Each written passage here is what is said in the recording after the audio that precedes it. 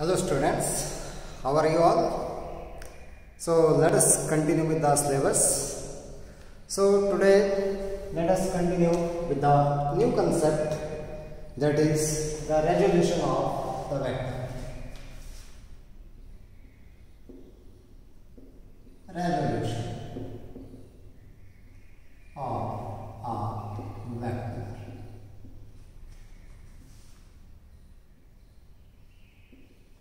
जैसे हम लोगों ने निकाला था रिजल्टेंट ऑफ अ वेक्टर, वैसे ही हमारे पास किसी वेक्टर को रिजॉल्व करना,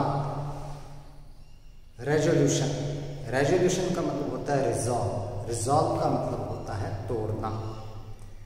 जब रिजल्टेंट निकाला था तो रिजल्टेंट निकाला था उसको जोड़ करके हम लोगों ने, लेकिन दो या दो से ज़्यादा वेक्टर को जब हम लोगों ने जोड़ा था, उनका जो कंबाइंड इफेक्ट था वो एक सिंगल वेक्टर के बराबर आ गया था।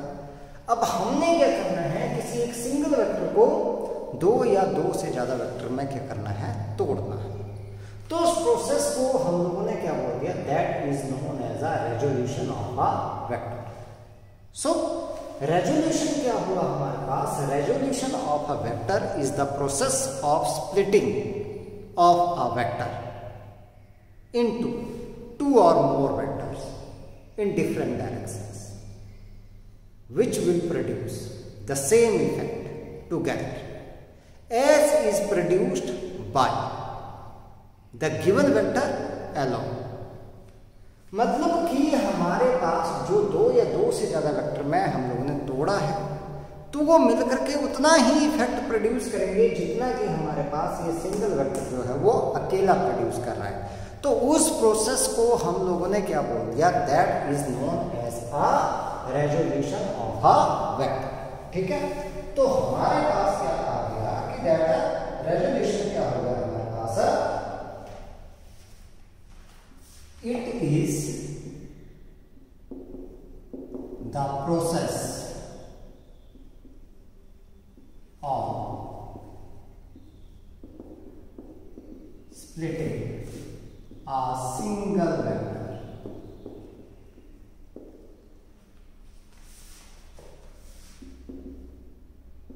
into two or more vectors in different directions,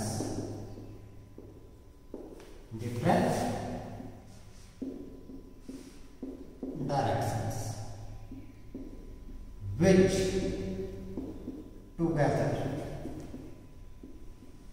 will produce the same effect as is produced by the given vector। given vector कौन सा हो गया, जिसको हमने तोड़ा है, जो हमारे पास जिन वेक्टर में तोड़ा गया है, that vectors are known as component vectors. ठीक है, तो जो हमारे पास the vectors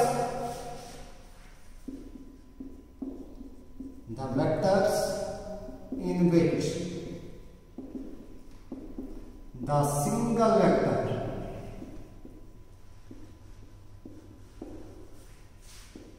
is splitted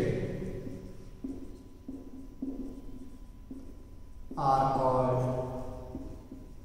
component vectors।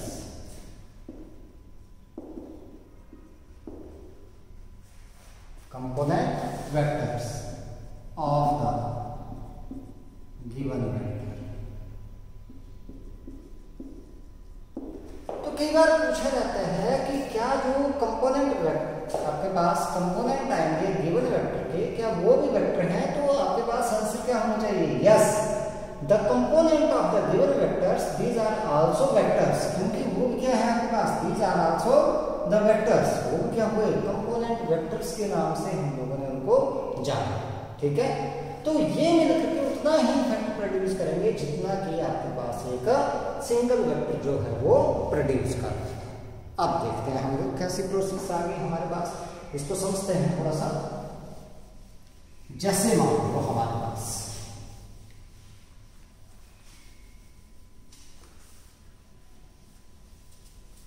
कोई वेक्टर आर है, vector R is represented along okay, ये हमने कर, ठीक है, at vector A and B are the component vectors.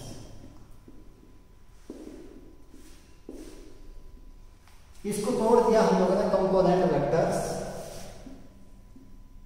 along OP and PQ इस रिस्पेक्टिवली।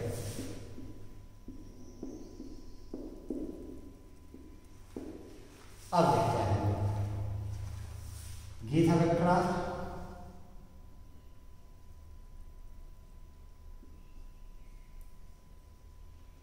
OQ, ये ले लिया P, this is vector A and this is vector this. अगर हम लोग बात करें according to triangle law, according to triangle of vectors, ये दोनों सेम ऑर्डर में और ये अपोजिट ऑर्डर में है, तो आपके पास क्या आ गया OQ that is equal to OP plus PQ। So it means vector R that is equal to vector A plus vector B। तो इसका मतलब जब इसको कंपोनेंट में तोड़ा, इसमें A और B में, तो हमारे पास क्या गया, इन दोनों का कंबाइंड इफेक्ट किसके बराबर आ रहा है, R के बराबर ही तो आ रहा है। It means that this one resolution of the vectors that is just opposite to what that is the resultant of the vectors. अब मान लो जैसे हमने क्या किया, ये वेक्टर हमने क्या कर दिया इस तरीके से,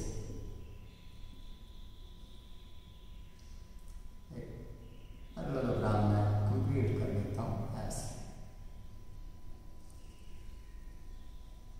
This is vector R, दिया मैंने, this is P, this is Q, this is S, this is O, this is vector A, this is vector B। इसको मैं M A ले लेता हूँ, this is N B ले लेता हूँ। This is in the direction of A, this is in the direction of B। तो मैं ऐसे भी लिख सकता हूँ that vector R that is equal to M A plus N B।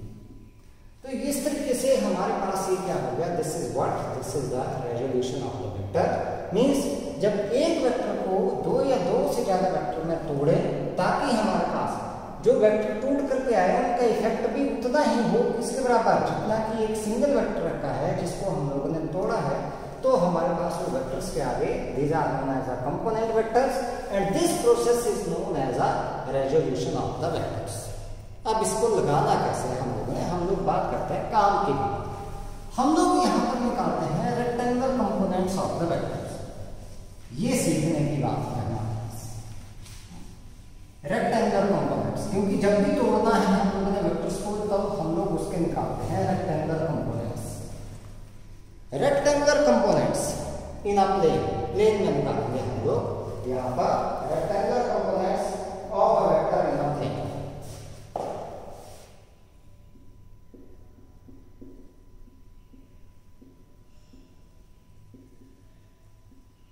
Components of a vector in a plane। Plane में निकालेंगे बेटा, ये इंपॉर्टेंट कंसेप्ट है, कंसेप्ट इज इंपॉर्टेंट, आर्टिकल हो चाहे ना हो, लेकिन जो कंसेप्ट है दैट इज इंपॉर्टेंट। रिजॉल्व करना सीखेंगे हम लोग, इसकी एप्लीकेशन सीखेंगे किस तरीके से हम लोग तो। पहले तो देखते हैं कि रेक्टेंगुलर कंपोनेंट एक्चुअल में है क्या हमारे पास। The components of the vector which are mutually perpendicular to each other, जो कि एक दूसरे की क्या है, परपेंडिकुलर है, that are known as a rectangular components. ठीक है, सो प्लेन में निकालने हम लोगों ने, प्लेन का मतलब हो गया जिसमें सिर्फ दो कोऑर्डिनेट्स हमारे पास आ गए। ठीक है, सो हम लोग क्या बोलते हैं कि that are rectangular components in a plane. क्या है आपके पास, द कंपोनेंट्स, ये क्या है आपके पास, इसमें हम लोग क्या करेंगे, हम लोग the components of a vector perpendicular to each other are called rectangular components. Rectangular components. मान लो हमारे पास हमने निकालना है rectangular components of any vector A in a plane, xy plane. ठीक है, let a vector A is resolved into rectangular components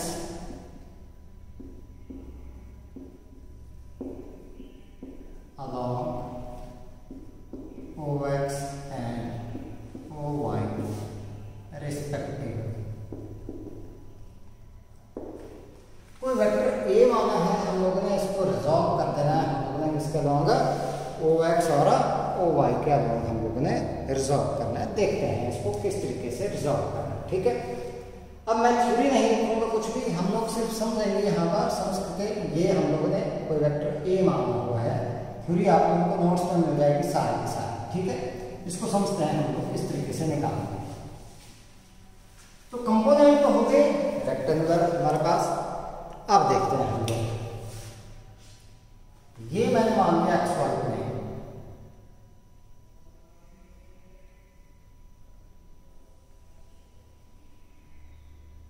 ये X axis, ये Y axis, ये हमारे पास आ गया पॉइंट O। ये वेक्टर A मैंने मान लिया, दिस इज वेक्टर A,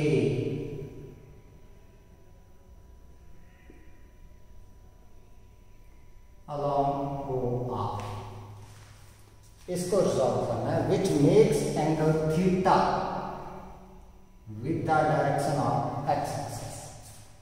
ये बनेगा, तो क्या करेंगे, यहां से draw perpendicular on the X axis. एक तो इसके ऊपर हम लोगों ने परपेंडिकुलर ड्रॉ करना है, तो कर लेते हैं हम लोग, एक परपेंडिकुलर ड्रॉ कर लेते हैं यहां पर।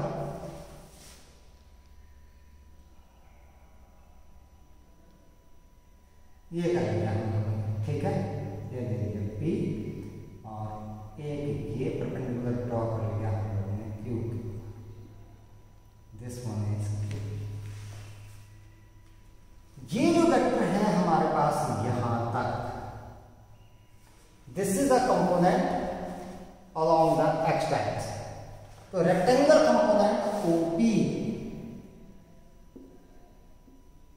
that is equal to AX, it is the component along the x direction, तो इसको मान लिया मैंने AX this, and this component ये y की तरफ को है, तो इसको मान लिया मैंने AY के ऊपर।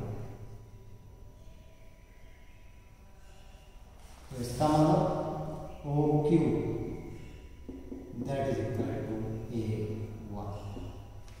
ये है, अब ये AY है, तो ये भी किसके बराबर आ गया AY, और ये किसके बराबर आ गया AX के बराबर आपके पास आ। मान लो हमारे पास if let I cap and J cap are the unit vectors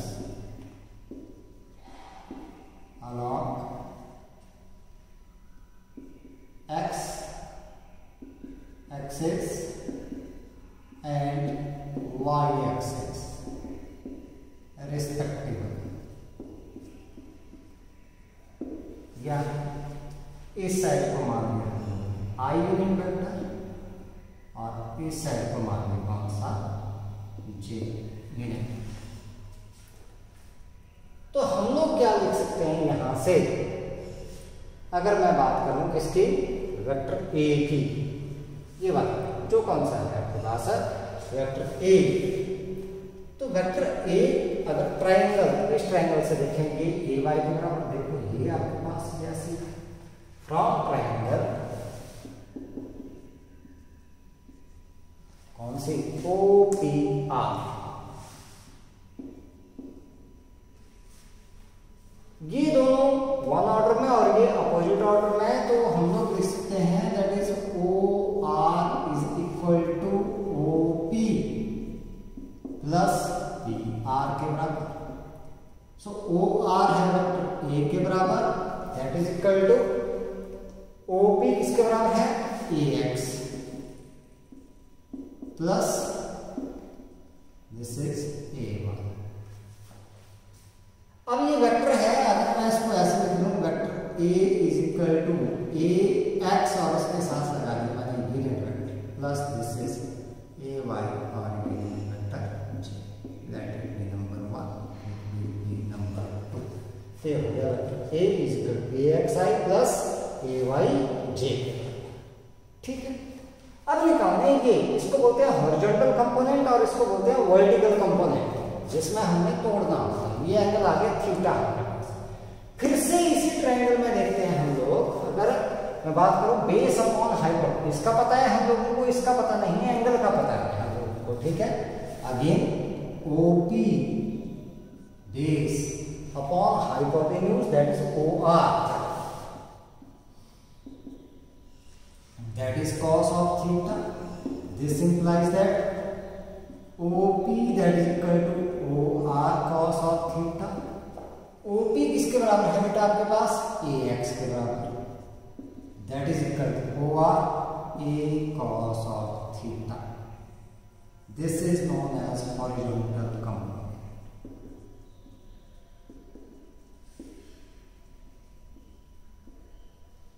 तो जब भी आप लोग ने कंपोनेंट जिसके साथ एंगल थीटा लगा है उसको तोड़ना है, तो क्या लिखेंगे उसके साथ, ये वेक्टर का मैग्नीट्यूड और साथ में क्या लगा देंगे, कॉस ऑफ थीटा। ये आ गया एक कंपोनेंट आपके पास, रेक्टेंगल कंपोनेंट। आगे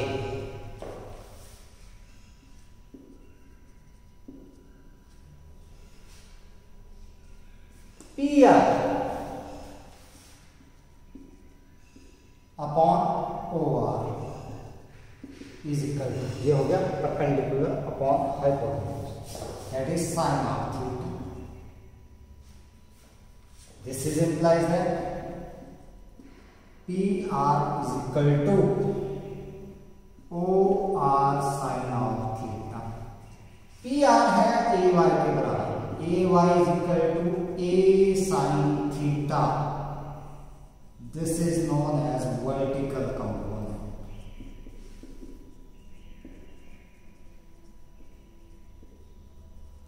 क्या बोलेंगे इसको, वर्टिकल कंपोनेंट हम लोगों ने बोल दिया। अगेन इसी ट्रायंगल में अगर पाइथागोरस थ्योरम, अब इसका निकालेंगे मैग्नीट्यूड। मैग्नीट्यूड निकालें तो क्या करें, पाइथागोरस थ्योरम लगा दें यहां पर इसमें, तो O R square is equal to O P square plus P R square, A square is equal to A x square plus A Y square. So A that is equal to A x square plus A Y square under the root. This one is the magnitude of this. Direction निकालने हो, tan of theta, tan of theta that is perpendicular upon base के बराबर, that is equal to A y upon A x के बराबर। अब तोड़ना कैसे है वो देखते हैं। जैसे मान लो आपके पास मैं बताता हूँ, एक सिंपल सा एक एग्जांपल लेकर चलते हैं हम लोग। ये हटा दूं मैं। हमारे पास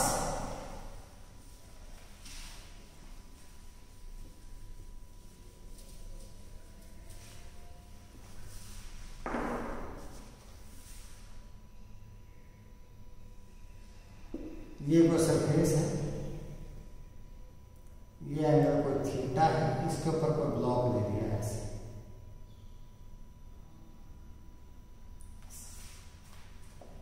इसके ऊपर वेट लग रहा है ऐसे नीचे की तरफ को, ये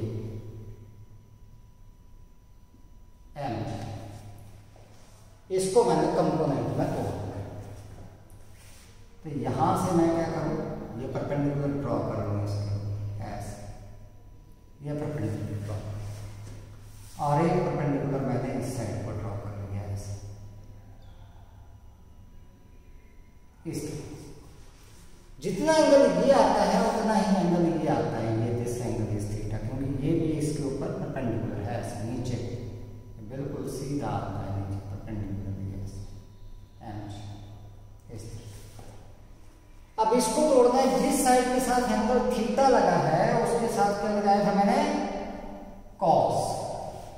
तो इस साइड को लिखेंगे m g cos of theta. अब दूसरा किस साइड को लिखना है, साइन, साइन लिखना है हम लोगों ने। तो अब ये जो है बीच में आना चाहिए, जिसको तोड़ रहे हैं वो दो कंपोनेंट के बीच में आना चाहिए, ये ध्यान रखना आप लोगों ने, बाहर नहीं। इस साइड को लिखेंगे तो ये हो गया बाहर, तो इसका मतलब दूसरा कंपोनेंट आएगा इस साइड ऐसे। तो इस साइड को क्या आ जाएगा, m g sine of theta. तो जिसके साथ एंगल लगा हो उसके साथ क्या लगाना है, कॉस थीटा, और जिसके साथ एंगल ना लगा हो उसके साथ क्या लगाना है आप लोगों ने, साइन थीटा लगाना है। इस तरीके से आप लोग ये तोड़ दोगे जिसमें कंपोनेंट्स। अभी और सीखेंगे हम लोग बात करते हैं यहाँ पर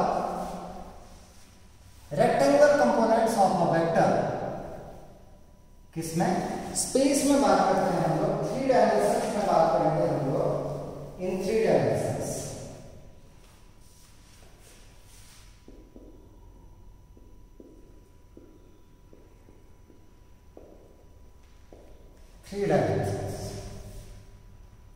फिर से वेक्टर ए ही है हमारे पास। तो मैंने क्या किया यहाँ पर, ये थोड़ा सा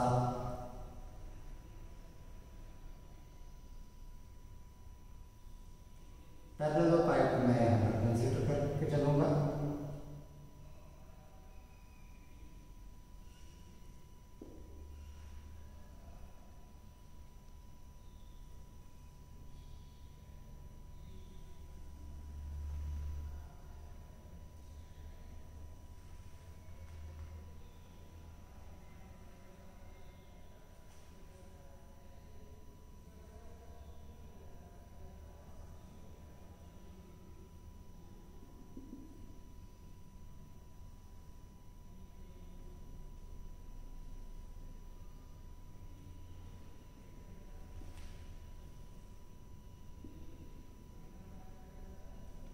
ये x axis, this is y axis, this one is z axis, this is O, this one is P, this one is R, this one is Q, this one is S, this one is T। मान लो कोई vector A जो है आपके पास वो ये है, vector A जो है वो ये बना देते हैं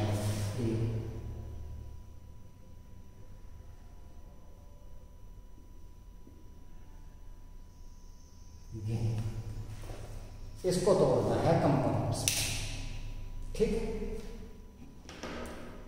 3 कंपोनेंट में तोड़ना है, तो इस साइड को तो आ गया आपके पास AX,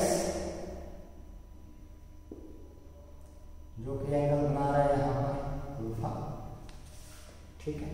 इसके साथ दूसरा आ गया ये AY इस डायरेक्शन में, इसने एंगल बना दिया बीटा, और तीसरा आ गया इस साइड को AZ, और इसने एंगल ये बना दिया गामा, ठीक है। मैं यहां से एक वेक्टर और ड्रॉ कर देता हूं, ये भी ए वाई के बराबर होगा क्योंकि ये बराबर आएंगे, दोनों बराबर हैं, ये और ये साइड, तो ये भी आपके पास ए वाई के बराबर। सो अगर मैं बात करूं इस ए वेक्टर को मैंने तोड़ा यहां पर, तो इन ट्रायंगल कौन सी ओ टी आर, ये दोनों सेम ऑर्डर में या अपोजिट ऑर्डर में, तो मैं लिखूंगी यहां पर O R is equal to that is O T plus T are.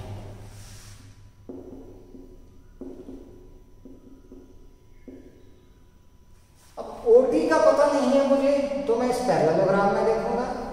In parallelogram कौन सी O P T S,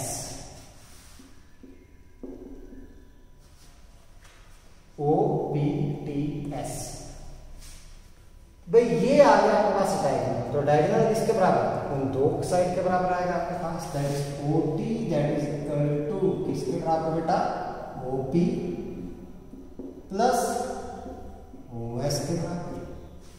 so therefore from one, ये वन है, ये टू, देयरफॉर फ्रॉम वन से बात करें, वन से बात करें तो आपके पास क्या है, O R is equal to, O T की वैल्यू रख ली मैंने O P plus O S plus ये आ गया T R. So O R किसके बराबर है, ए के बराबर, that is equal to O P A X plus O S A Z plus T R किसके बराबर है, A Y. So A is equal to, मैं इसको ऑर्डर में लिख लूं, A X plus A y plus A z. अगर i j and k these are the unit vectors along the x y and z direction, मैं इसको लिख सकता हूं, ये नंबर 2 दे दूं मैं, that is this vector A that is equal to A x I plus A Y j plus A z के, लेट इट बी नंबर 3। अब फिर से बात करते हैं, ये इस प्लेन में है ऐसे और ये इसके ऊपर ऐसे ऐसे है, विजुलाइज करें इसको, रूम में होते तो मैं विजुलाइज करा देता आप लोगों को। ऐसे है, इसके परपेंडिकुलर आ रहा है और ये इसके ऊपर तिरछा है, तो इसका मतलब ये परपेंडिकुलर ही आ रहा है, तो ये राइट एंगल ट्रायंगल बन रही है आपके पास, ये एंगल जो है आपके पास कितना बन रहा है, 90 डिग्री का बन रहा है, तो मैं पाइथागोरस थ्योरम यहां पर लगा सकता हूं। So in triangle O T R बात करें हम लोग, O R square is equal to this one OT square plus TR square, this one। अब OT का स्क्वायर यहां पर देखते हैं हम लोग, फिर से चलते हैं इस ट्रायंगल में देखते हैं OPT, ये फिर से आपके पास इस ट्रायंगल में ये हाइपोटेन्यूज है और ये आपके पास इसके ऊपर परपेंडिकुलर बनेगा ये वाला OT square again in triangle OPT, OT square that is equal to OP square plus PT square, that is OP square plus OS square, PT that is equal to OS। तो मैं लिख सकता हूं from 4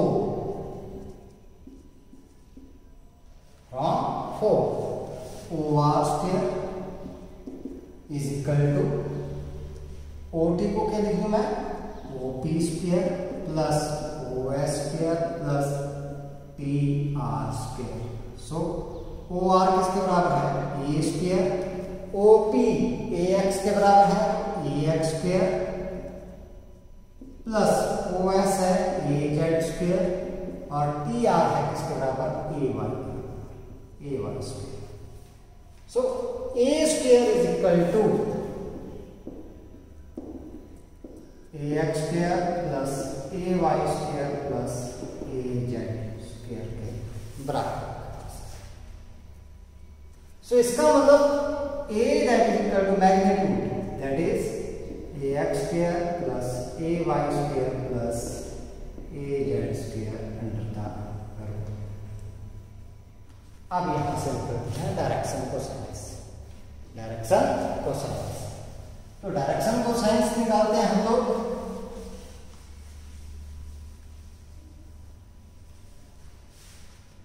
direction cosines कैसे निकालें हम लोग? Direction cosines of vector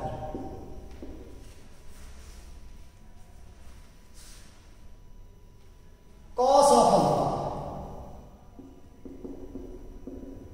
ax over b.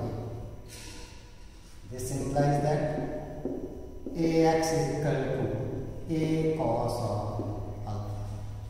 दूसरा cos of beta a y upon a के बराबर आ जाएगा, that is a y is equal to a cos of b. और third one cos of gamma is equal to a z upon a. This implies that a z is equal to a cos of gamma. So here cos alpha, cos beta and cos gamma, these are known as a direction cosine. इन सभी की value को अगर मैं इस equation में रख दूं, ये वाली a स्क्वायर वाली में, तो मेरे पास क्या आ गया? a square is equal to a x square. a x square मतलब a cos of alpha का square plus a y square मतलब a cos of beta का square plus a cos of gamma का स्क्वायर। तो मेरे पास क्या आ गया? That is a square is equal to a square cos square alpha plus a square cos square beta plus a square cos square gamma. So a square is common,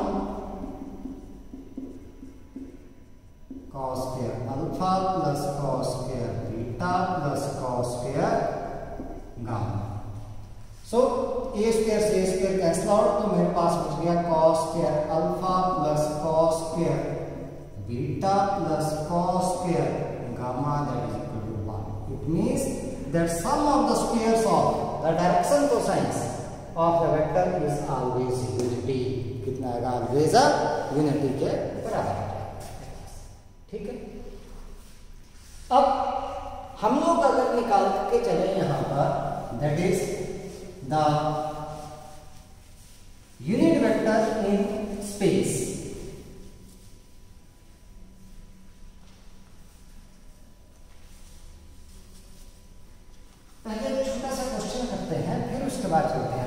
ठीक है, देखो यहाँ पर इसका सीखने का मतलब यही है कि अगर मान लो आपके पास वेक्टर ए इस तरीके से दे रखा है, A x I plus A Y j plus A z के, तो अगर इसका मैग्नीट्यूड हमें निकालना है, ए निकालना है, तो सिंपली क्या करो, इसके जो भी मैग्नीट्यूड दिए गए हैं उनका स्क्वायर ले लो, स्क्वायर का सम लेकर के उसका स्क्वायर ले लो।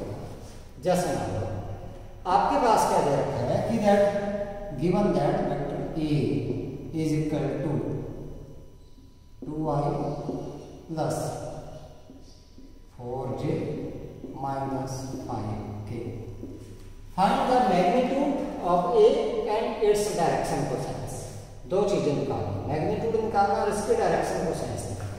तो मैग्नीट्यूड निकालना है तो बेटा इसमें क्या करो, मैग्नीट्यूड निकालने के पहले ए का magnitude that is 2 square plus, देखो पहले अगर मैं इसके साथ कंपेयर करूं, देखो ए एक्स 2 के बराबर, ए वाई 4 के बराबर, ए जेड माइनस 5।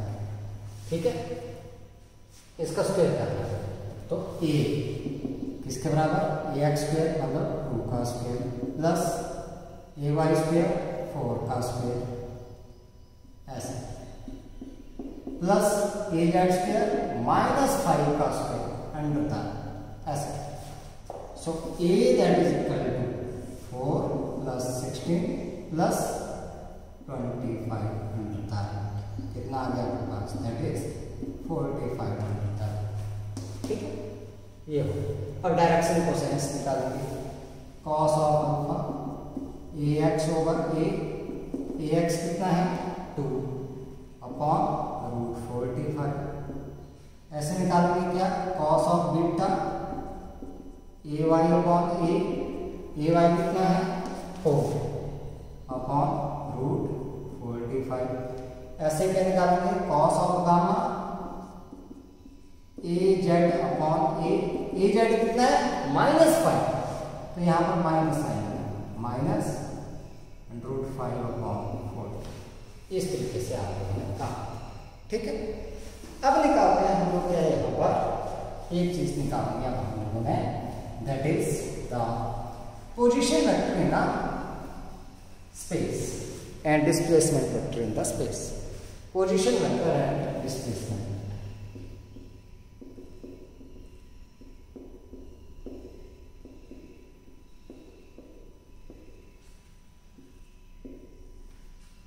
पोजीशन वेक्टर निकालते हैं इन स्पेस एंड डिस्प्लेसमेंट। मान लो हमारे पास ये है कोऑर्डिनेट सिस्टम, हम लोग मान के चलते हैं एक XYZ,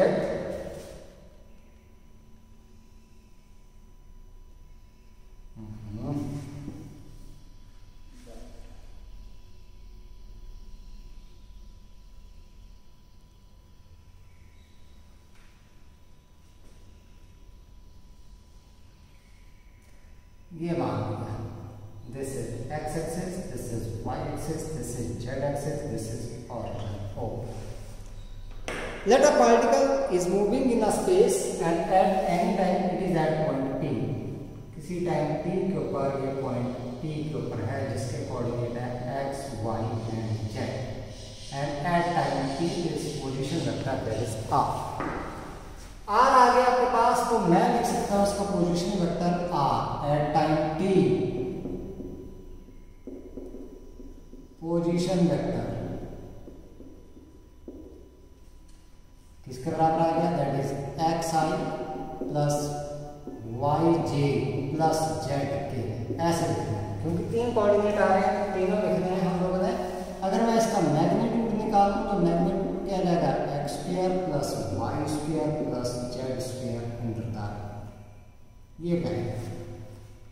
अब मान लो किसी टाइम t1 के ऊपर, at time t1 it reaches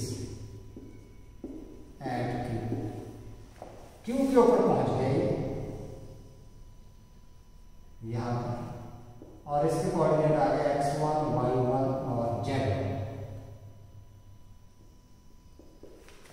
ये आ गया, और इसका पोजीशन वेक्टर मैंने मान लिया R।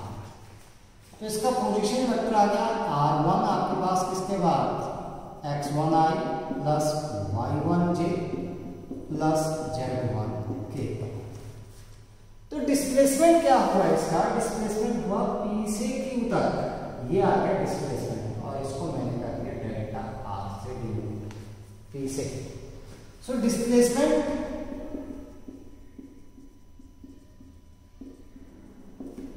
इन टाइम इंटरवल कितना है, t1 minus t is pq। So in triangle OPQ अगर देखूं मैं, ये दोनों तो है सेम ऑर्डर में और ये आ गया अपोजिट ऑर्डर में, इसका मतलब OP plus PQ that is equal to OQ के बराबर। निकालना क्या है, मैंने PQ निकालना है, so PQ that is equal to OQ minus OP के बराबर। PQ किसके बराबर है, डेल्टा R के बराबर। OQ किसके बराबर है, R1 के बराबर माइनस OP R। वैल्यू रख दें इसको, so delta R is equal to x1i plus y1j plus z1k minus xi plus yj plus zk दिया। So delta R is equal to i j और के कॉमन लेंगे vector, तो x1 minus x आई plus y1 minus y j plus z1 minus z k, ये that is. अगर मैं magnitude निकालूं इसका तो स्क्वायर कर लो आप लोग, मैग्नीट्यूड निकालें तो डेल्टा आर का magnitude that is x1 minus X का square plus y1 minus Y का square plus z1 minus Z का स्क्वायर अंडर। इस तरीके से आप लोगों ने ये डिस्प्लेसमेंट वेक्टर जो है वो निकालना है, ठीक है। नेक्स्ट लेक्चर में हम लोग एप्लीकेशंस लेकर के चलेंगे रेजोल्यूशन ऑफ वेक्टर की, तब तक आप लोगों ने नहीं करना है, ठीक है। Thank you, have a nice day.